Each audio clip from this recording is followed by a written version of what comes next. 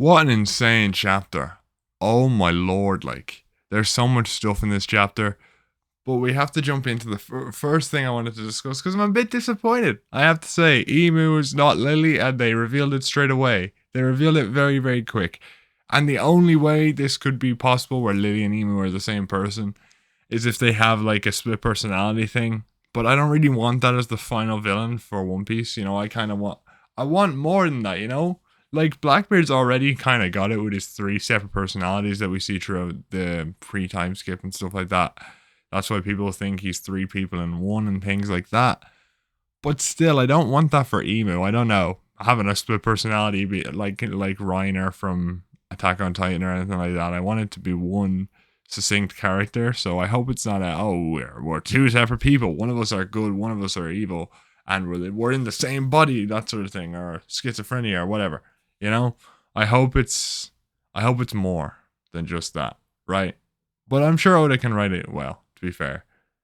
But aside from the Emu stuff, it's good to see Emu speaking and all that. And he refers to himself as Mu. He talks like Hina, which makes me think it might be like a race thing. Like maybe Hina's race was foreshadowed, I don't know, in an SBS or something.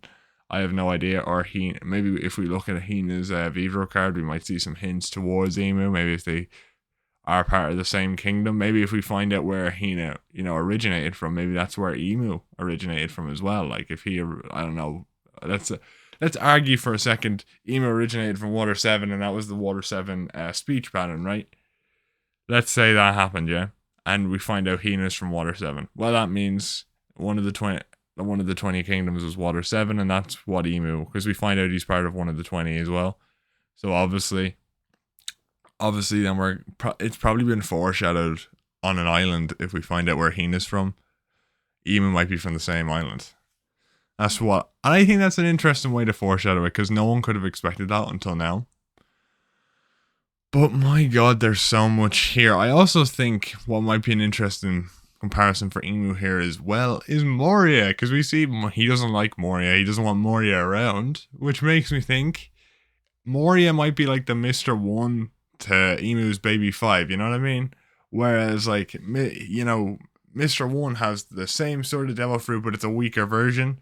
I think that's the thing with Emu, because if we look in the chapter, we see the Gorosei turn into what look like ancient zone creatures, but Emu uses the same power to, like, eat up, Sabo's flame fist thing, right? So, to me, right, I think Emu was scared of Moria because they have similar abilities, right? He has the better version of Moria's fruit. He might, instead of having the shadow fruit, he might have, like, I don't know, like I wouldn't know what you would call it. Like, all I can think of is the dark fruit, but Blackbeard has that. Actually, no, I just thought of something. What if Emu has the weaker version of Blackbeard's fruit? Oh my lord, that would be fascinating, because then that would help my theory, because that's why they're scared of Blackbeard. Maybe if Rocks had the same fruit, that's why they were scared of Rocks, and then Blackbeard does the thing I'm always talking about where he goes like this and he gets up and he kills Emu, and then that's how we get him as the final villain. I do think the more I sit with it, right, because obviously we have Emu looking a lot more, a lot less imposing with we see him sitting on the chair, he looks like a child. And I've talked about how mangakas like to have their overpowered child characters, and I don't really like it. It's not a real imposing final villain character, so I think Blackbeard works far better. If we had like regardless of if they are a child or not, a childlike final villain character, it would be I don't know, I wouldn't like it. It'd be very boring, kind of annoying. I want a more imposing, more like, piratey feeling final boss. And if Emu turns out to just be a child, it wouldn't give that same feel, you know what I mean? Unless they have like a final form where they're like 10 feet tall and they crush it, crush it with their bare hands or something. I don't know, you know what I mean? I think Blackbeard works a lot better, especially as we're getting to see more of Emu's design. I'll talk about it in more detail. I have to do a reread of all the parts that Emu and Blackbeard are in and just see what kind of mixes up. I need to give a rewatch of Marineford or a reread of Marineford, and I'm gonna make I will eventually make a whole video on the Blackbeard is gonna kill Emu thing I have going. That's gonna be probably what I do after the leaving cert, because I haven't made a lot of outside videos this year, but that's just because focusing on studying for the leaving, so I just do this. But I do want to go back and do this whole, because I've been talking about this theory for at least 4 weeks now, about the idea of Blackbeard killing Emu at the end, and that being the big way he brings chaos to the world.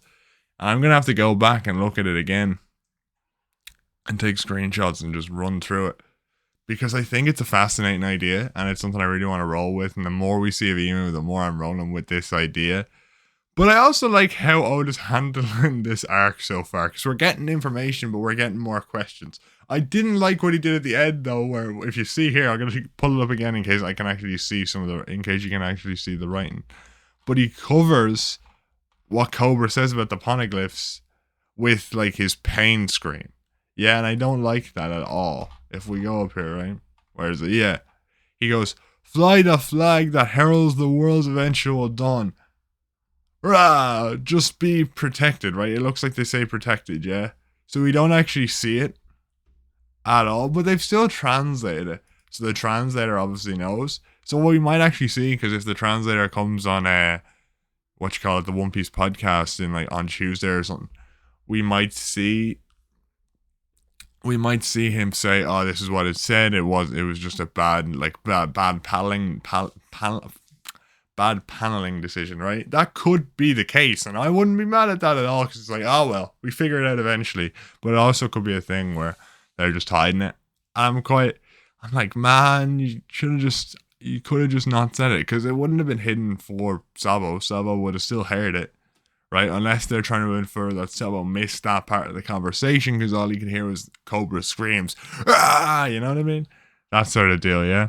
But I don't know, to be honest with you. Like, I like how Sabo is telling this story. I think it's going to spur Dragon into action. It might run us. Imagine we go straight from a Reverie flashback into a Dragon flashback, and again, another thing I've been going on about for like a few chapters. I'm brought it up in a few chapters, to be fair, but Dragon showing up and doing something as the final chapter of the year seems way more likely now, because we're getting a few chapters of Sabo telling Dragon what went on at the Reverie, and he's going to have to make a move, or something to do with Vegapunk's going to show up in this flashback, and Dragon's going to have to check up with Vegapunk, make sure things are alright, make sure he's doing what he has to do, and he's like, "Mate, what are you doing?" Or something in this chapter makes him think they're after Vegapunk, we got to sort this out. Or he goes after Kuma, and he gets teleported with Kuma when Kuma goes to save Bonnie at some point during the arc. There's a lot of ways Dragon could show up, but he's definitely showed up as the final chapter of the year. We're just going to have a Dragon double page spread where Dragon just shows up. He's not even going to do anything. He's going to be sitting like this as the final chapter of the year. 100%. I can almost guarantee it. I would bet like a tenner on it, but I'm not going to, because I could buy more tea with that, so I'm not betting that shit. But hey, I still think it's a great idea. I think I want to go back though, because it kind of went off the topic I was going with originally, right? I didn't talk about it in a lot of detail. I want to go back and talk about it now, where I don't think the Gorosei are people. I think they're part of Emu's devil fruit, that he created these creatures, and they're not actually people. Now, it could be a thing where he has to put his creatures within people, and they're just hosts for his creatures, but I do not think the Gorosei are people. Because I think they're like part of Emu's devil fruit, kind of like Father from FMAB, and I know a lot of people are comparing Emu's powers to Pride. I think, Oda's a very respectful man, but we've seen him take from other mangakas and make his own spin on it. And I think that'd be an interesting way to do it, right? Oh, these represent versions of himself, but not directly. Like, he's not going to have that. It's just going to be like a theorized way, right? In a sense. Or he thought this work is beneath me, so I'll create creatures to do that for me. Now, you could always say it's just every couple of decades, he's like, alright, he like clones these Gorosei or something. But I think it's more interesting if like they are literally part of his devil fruit. Because we have this idea, right? This whole new idea that's been going around the community, where it's like Emu represents the old planetary system where the 5 main planets orbit around the Earth, right? And the sun orbits around the Earth and all that, right? That was the whole idea. But what I think this would help even more, because if the girls say, are part of Emu, literally part of his devil fruit or part of his ability, whatever ability he has, the idea that they're literally tied to Emu would help that theory a lot more. I don't know. I think that's an interesting idea. I obviously want them to be their own characters, but the way, like, if you look at this chapter again, right, it just looks like the same ability. What can I say? Now, it could just be the silhouette style of Oda, because one of the reasons I thought Lily might be Emu, it was because he used the same silhouette style. So it could just be the same silhouette style. But come on. The ability Emu uses, right? I don't know if I can see it here. Where's the flame fist? Yeah, like the little arrow thing. That's coming from Emu, isn't it? Yeah, he opens up and there's a big darkness that just takes up the flame cloud or the flame fist, right? And I think they're connected to Emu in that sense. I don't know. Obviously, I'd rather they be their own characters, especially Samurai Gandhi, because I want Zoro to have a nice opponent. A good opponent that's really strong. And it makes sense for him to be slightly stronger than Mihawk because, well, he hasn't shown up. He's the Gorosei. He hasn't done anything, right? So it can be a reasonable opponent. Because we kind of know Zoro's next 3 opponents, right? There's only 2 ways it could go. Or 3 ways it could go, actually. We could have it be Shiryu next, which isn't going to happen because Blackbeard's the final villain. So it could be Shiryu, Mihawk, and Gandhi. Or it could be Gandhi, Mihawk, Gandhi, Shiryu, and Mihawk, or more likely, I think it's either going to be Mihawk. No, you know what? It's going to be Gandhi, Mihawk, and Shiryu, because it's going to be a big thing where maybe, we see it. Shiryu has to be really strong because obviously he's going to fight against Zoro as the final opponent of the series, so he has to be stronger than we think he is. But it just doesn't feel earned. You know what I mean? It feels like it shouldn't be a thing. It feels like Zoro and Mihawk should be stronger than Shiryu, but it just, I don't know, unless if Shiryu ends up fighting like Sanji, and then, I don't know who Zoro would fight though, Shiryu's a swordsman. So it's really convoluted, right? Because I feel like Shiryu shouldn't be stronger than Mihawk, but at the same time, you know what? The Blackbeard Pirates, if I have my theory rolling, they kind of have to be. You know what I mean? But again, I think Oda's kind of working this in where it's like, well, it's going to be a big battle royale. Everyone's fighting everyone. So no one has to be stronger than no one because everyone's fighting everyone at the same time. So if I want Zoro to have a tough fight with Shiryu, we can have him fight Shiryu immediately after he fights Mihawk. So he's worn out or things like that. So it's kind of a back and forth, right? And I think that'd be an interesting way to handle it where he still has Shiryu be weaker than Mihawk, but still have it be in a challenging fight. Because Zoro has to fight him immediately after, which might be an interesting take, or immediately after fighting Samurai Gandhi, which we actually see he reaches for his sword instead of a gun like the rest of them.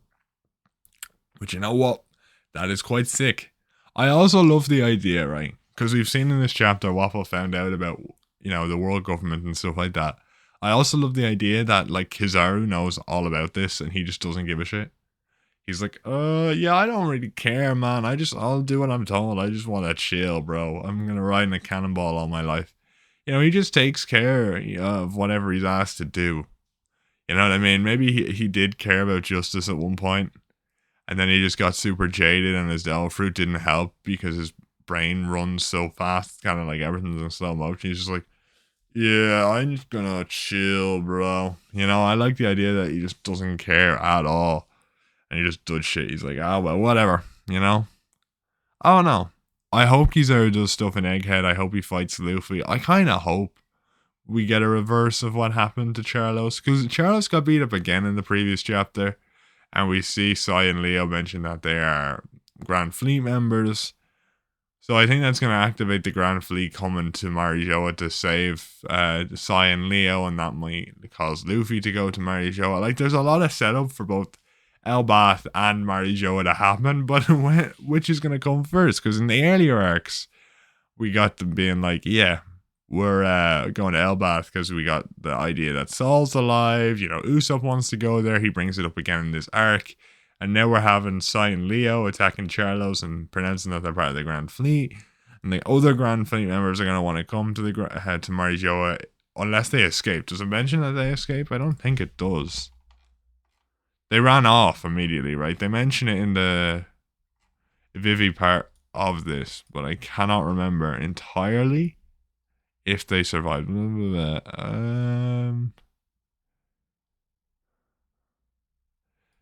The punks who ended up assaulting a celestial dragon and kidnap. We are members of the Grand Fleet. Boldly became their names and everything. They guess me and they. What Fujitora actions helped the Revolutionary Army free the slaves. Bro, I didn't actually see that. No way. No way. We have to go back and talk about this. I didn't actually see that on my first read. Fujitora actually rebelled against the government here. This could be crazy. Because this could lead to a lot of stuff happening. Did he get off? I think he got off just fine, right? He's on a ship right now going to the warlords. How the hell did he get off with that? Like, I'm interested to see how this plays out. Maybe Sakazuki will betray Fujitora like Fujitora betrayed them. Or Fujitora's obviously going to switch sides. But to see it might have happened already. And he might be, trying to play it off like, I actually don't think... now that I think about it, this might be a way they play it to have Sakazuki seem more, desirable, right? Because it's like, he does hate pirates, but he doesn't hate slaves, man. They're just people who got kidnapped, so he's not going to super reprimand you or kick you out of the Marines for trying to get them out of there. He's just going to be like, yeah, you have to lay low for a bit, do a lot less and just pretend you got damaged.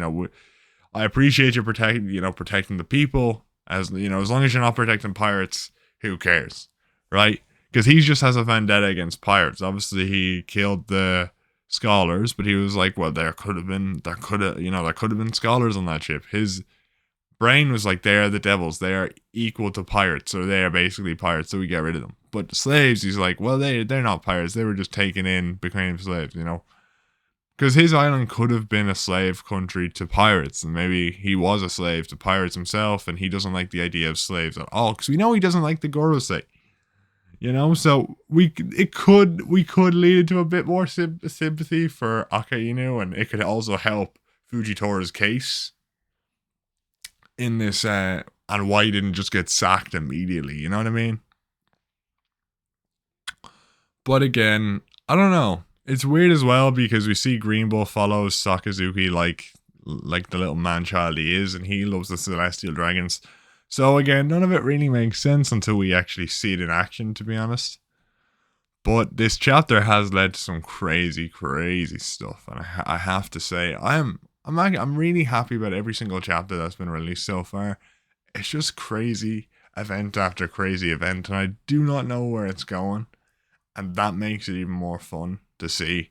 And then obviously we got the buggy stuff in the previous 2 chapters. And obviously, again, Sai and Leo stuff. I don't know how I didn't remember that, to be honest. But I think we're going to get more of Emu as the arcs go on. He might even make a public appearance. He's like, that's it. We just got to... And that might backfire. He's like, we got to take full control like a dictator. And it might backfire on him. Maybe he's like... fed up with this. He's like, we're gonna go destroy the poneglyphs, get rid of the warlords, destroy the poneglyphs, get rid of everything. Do you know what I mean? We just get rid of everything. I have to take power. He makes a public statement, and then this causes more rebellions. All the bad blood is bludged up again. I think he's gonna have to make a blunder because he talks about Queen Lily making a blunder, and that's definitely important. But he has to make a blunder now in this coming few chapters. That will eventually cause his downfall. You know what I mean? That might give Blackbeard the thing he needs to be able to kill Emu. And I'm interested to see what that is. Oh, and we also find out, I didn't mention this for the entire few minutes I was talking about this, Vivi is a D. That's, oh my god, man. She's going to be so important to the story, which I want. I want her to go back to the Straw Hats. That's like my big thing, right? I want her to be back in the Straw Hats. I want her to interact with Nami and Usopp again and Luffy. Because she is really important to Luffy as a character. She was the only person to teach Luffy about leadership. She was so important to Luffy and how he developed and who he became. And I need her back in the story, and to have her be a D means she's going to be involved in in everything to do with the final war. She obviously has a connection to Emu, so she has to have a discussion with Emu.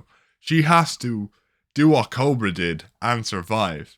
That's what Vivi's here to do. And we see her in this chapter. We actually see her with Jabra and Caulifla, which, by the way, my God, do they rock the white, man?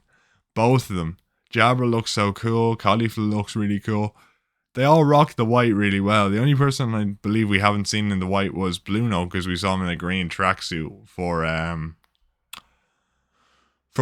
Film Red. So I like to see that, and I think we might have a rematch go on with these characters as well at some point, like a Water 7 rematch, or even Robin taking them all on at once and just destroying them all, you know what I mean? That would be really cool. Actually, that's a fight I want to see. Robin versus all of CP0 and just absolutely wreck him. Like, that'd be so cool to see in the final war.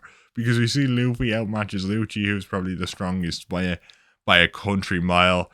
Even if Luffy's fighting Lucci and Zoro's fighting Kaku, and then everyone else gets destroyed by Robin. Do you know what I mean? Like, all of CP0 come to like get Robin, and Robin is just like, nah, and just goes demonio and completely wrecks a lot of them. I want to see that now. That has got me really excited. I'm not gonna lie to you. My God, what a crazy chapter. But let me know what you guys thought about this chapter in the comments down below. I want to hear your thoughts. What do you think about the idea of the Gorosei being like Emu's creatures instead of actual people? Even though that does just look like awakened zones, of course. And what is your thoughts on Sabo and Vivi's new importance to the series? Do you like the new approach he's going with, or would you rather they return to Luffy as soon as possible? Let me know your thoughts down below. And with that being said, my God, One Piece is being crazy this year. Holy hell.